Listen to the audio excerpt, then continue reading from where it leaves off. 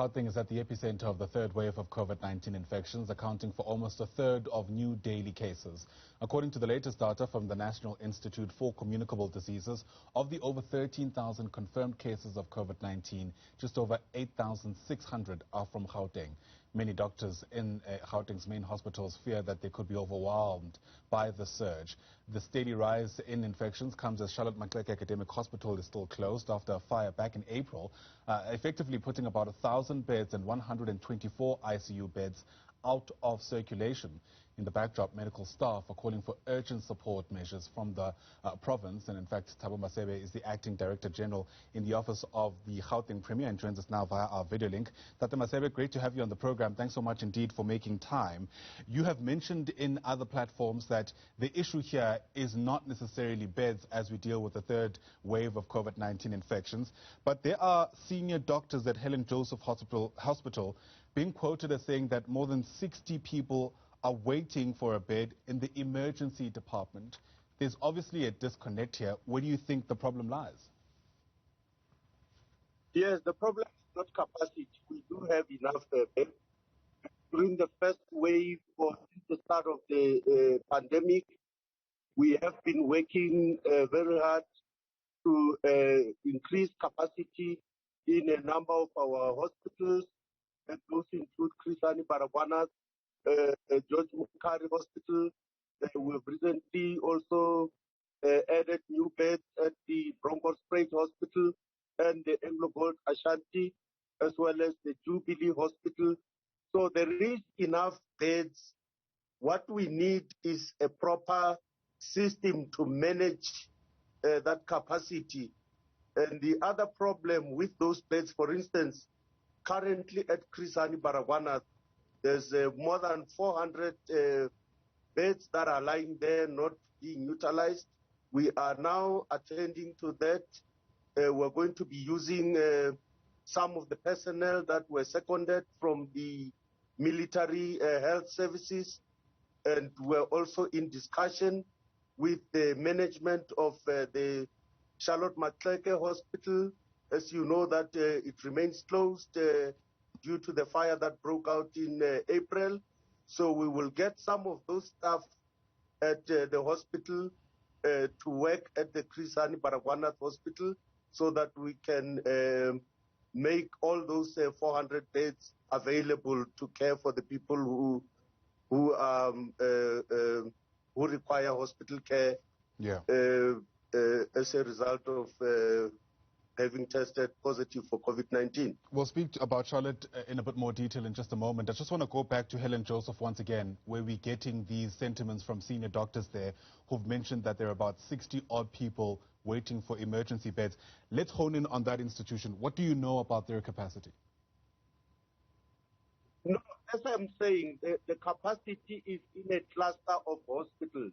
So what we need to do is to make sure that as soon as we know that Hospital A is facing pressure, we must be able to move people from that particular hospital to another hospital that is nearby.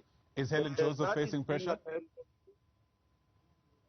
No, all other hospitals at a given time will face a particular pressure. So the issue is, as and when that pressure is felt, are we able to quickly move people to other places where there is still capacity? So we still do have capacity. Yes, we are facing pressure, and especially that pressure is felt more in the private sector, but there's still a lot of capacity in the public sector. It is a question of managing the allocation of those beds. Right. In that context, it's not ideal, of course, for Charlotte Maxeke to remain closed even today. The assurance was that, the reasons given for the ongoing closure were things like fire doors. How far are we in ensuring that the hospital, in fact, does receive fire doors so that it's able to open? The fire doors are being installed as we're speaking, and we expect that in a few days, once all the fire doors have been installed, we will then get the people from the city of Joburg to do their inspection so that they can give the necessary approval for the reopening of the hospital. When we speak about a couple of days, sometime this week, sometime this month, sometime in the quarter, sometime this year, what exactly does the timeline look like? No, the plan is that we will reopen the hospital in phases. Currently, the contractors are working on the building that houses the radiation oncology. And that's the building that will open soon. I can't give a specific a date because that depends on the approval from the relevant department in the city of Joburg. But we're working day and night. The fire doors, as I said, have been delivered and they are being installed. And as soon as we finish and the city is happy with all the safety issues, they will issue an occupation certificate which will allow the hospital to open. But I'm sure you have your own targets yourself, Thabo Masebe, about when you'd like this hospital, reasonably speaking, to be open by. Where are your own targets? Our target was last week. And now that you've missed that, when's your next target? Well, the next target is to open as soon as possible. We can't open until we get a certificate. It is not up to us to decide that we now declare the hospital open. We've got to address the safety issues so that the necessary approval can then be issued for the hospital to reopen. In the backdrop, we've used other strategies in the past that it doesn't appear we're using now. Things like field hospitals, those questions have been forthcoming for quite some time. For those who missed the response from the provincial government, why aren't things like the Newzroom Field Hospital being considered now? Newzroom was actually never a hospital, and that is why, if you recall, it was never really occupied. It was never utilized. It was only utilized at about 25% and mainly for isolation. So we do have capacity in the existing hospitals, those that I mentioned, including Chris Hani Baragwanath, and that's the capacity that we're going to utilize. Is there a consideration, if we ever get to a point where the current capacity is depleted, to start erecting those field hospitals again? No, as I said to you, Newzroom was never a hospital. The approach that we took was that we will create capacity in the existing hospitals. And that's the capacity that we're going to be utilizing. Give us a bit more details by what you mean by that. How do you create capacity in the current existent infrastructure? The capacity has already been created. New hospital beds at all those facilities that I've listed. Chris Hani Baragwanath, George Mukhari Hospital, Bronkhorstspruit Hospital, Jubilee Hospital, and the Anglo Gold Ashanti. And we also have some capacity at the Pretoria District Hospital. So all that capacity is being utilized.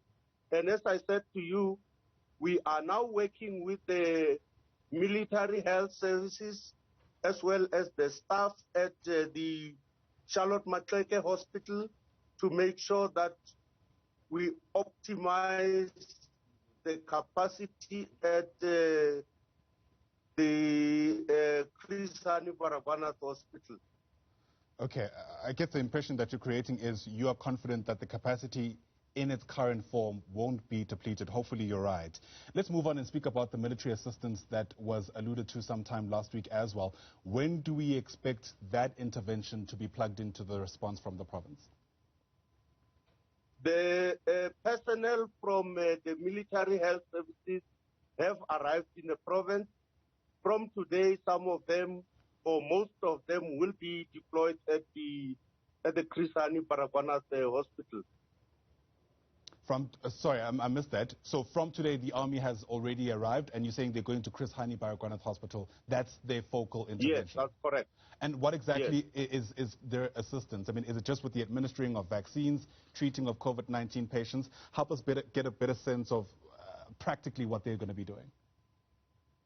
No, it's not vaccination. We've got 500 beds at Chris Hani Baragwanath, which are currently not being utilized. So the personnel from the military health services, as well as the staff from Charlotte Maxeke Hospital, will now be stationed at the Chris Hani Baragwanath Hospital, where they will make all those 500 new beds operational so that we can create more capacity for ICU treatment. Thabo Masebe, thanks very much indeed for your time. Really appreciate it.